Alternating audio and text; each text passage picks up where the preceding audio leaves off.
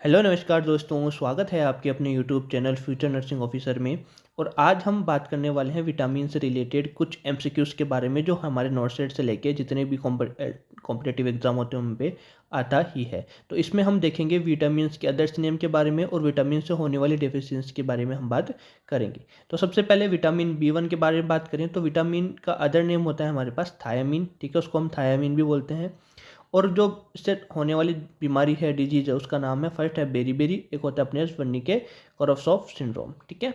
उसके बाद बात करें हम विटामिन B12 की, तो उसको हम बोलते हैं राइबोफ्लेविन। क्या बोलते हैं? राइबोफ्लेविन। इससे होने वाली डिजीज देखो, उसको बोलते हैं राइबोफ्लेविनोसिस, ठीक है।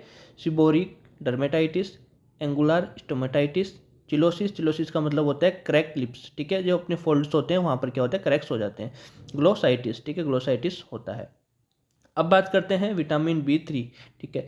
इसको हम बोलते हैं नायासिन। क्या बोलते हैं? नायासिन। इससे होने वाले डिजीज का नाम है प्लेगरा। कई बार पूछा जाता है ये क्वेश्चन कि नायासिन की डेफिशिएंसी से कौन सी डिजीज होती है, तो प्लेगरा होती है हमारी, ठीक है। प्लेगरा में CD साइन होते हैं। कौन से साइन होते हैं? 6D साइन, ठीक है। कौन कौन से होते हैं देखो, diarrhoea, dermatitis, dementia, delirium, depression and death. कौन कौन से? Diarrhoea, dermatitis, dementia, delirium, depression and death, ठीक है। ये 6D साइन होते हैं प्लेगरा के, ठीक है।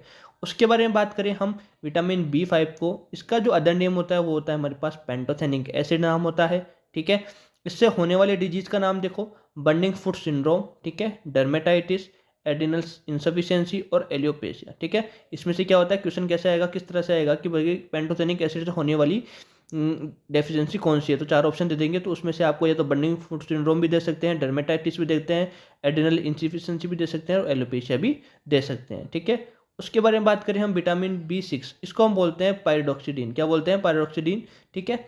इससे होने वाले डिजीज का नाम देखो, माइक्रोसाइटिक एनीमिया और एपिलेप्टिक कन्वर्जन इन इन्फेंट। जो इन्फेंट होता है, इन्फेंट को बोलते हैं हम 28 दिन से लेके 1 साल तक के बच्चे को हम क्या बोलते हैं? इन्फेंट। उसमें होने वाले कन्वर्जन को हम हिंदी में बोलते हैं ताड़े, ठीक है, ताड़ आती है बच्चे को, ठीक है, मतलब सीजर्स आते हैं, उसको बोलते हैं हम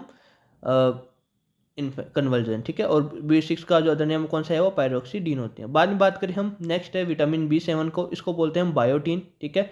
इससे होने वाली डेफिशिएंसी का नाम देखो, exfoliative dermatitis, anorexia, hallucinations and atrophic glossitis, ठीक है। बात करें हम विटामिन B9 की, तो B9 को हम बोलते हैं अदर नेम से फोलिक एसिड, ठीक है। इससे होने वाली डिजीज का नाम देखो, megaloblastic anaemia, neural tube defect and neuropathy. Next बात करें हम विटामिन B12 की, इसको हम बोलते हैं अदर नेम से, अदर नेम को बोलते हैं हम कोबालामीन, ठीक है। इससे होने वाले डिजीज का नाम देखो, megaloblastic anaemia, dementia and spinal cord degeneration, ठीक है।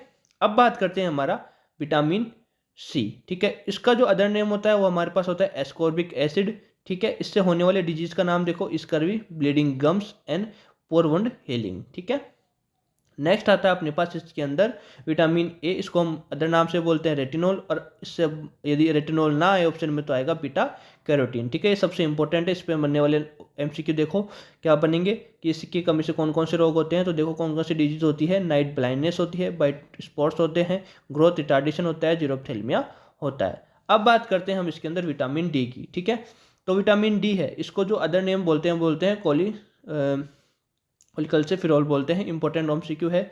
इसके अंदर क्या होता है, एक तो रिकेट्स होता है बच्चों में, ठीक है, और ऑस्टियोमलेशिया होता है अडल्ट्स में। इसका मतलब क्या होता है, बोन जो होती है हमारी वो क्या होती है, वीक हो जाती है, ठीक है। तो बच्चों में जो वीक होगी विटामिन D की वजह से, तो उसको बोलते हैं रिकेट्स, और जो अडल्ट्स में होगी उसको बोलेंगे ऑस्टियोमलेशिया। अब बात करते हैं विटामिन E की, ठीक है। विटामिन E को हम बोलते हैं टेकोफेरोल, ठीक है। इससे होने वाले डिजीज को देखो, न्यूरोलॉजिकल कुछ प्रॉब्लम्स होती है, हिमोलाइटिक एनीमिया होता है, रेटाइनोपैथी होती है, dry skin and hair loss होता है इसकी वजह से, यदि अपन ना लें, ठीक है। लास्ट आता है अपना इसके अंदर विटामिन K, ये सबसे इंपॉर्टेंट है। इसकी वजह से क्या होता है, इकोनोमेटिक पेज बने होते हैं हमारे, ठीक है। उसको इंक्रीज, ये क्या करता है, जब कम जिसकी डेफिशिएंसी हो जाती है तो क्या होता है, तो हमारा जो प्रोथोमी टाइम होता है वो बढ़ जाता है, और इजीली इसके अंदर क्या होता है, ब्रशिंग होती है। तो इसी तरीके की वीडियो देखने के लिए हमारे चैनल को लाइक कीजिए, शेयर कीजिए और सब्सक्राइब कीजिए, बेल आइकन को क्लिक कीजिए। धन्यवाद।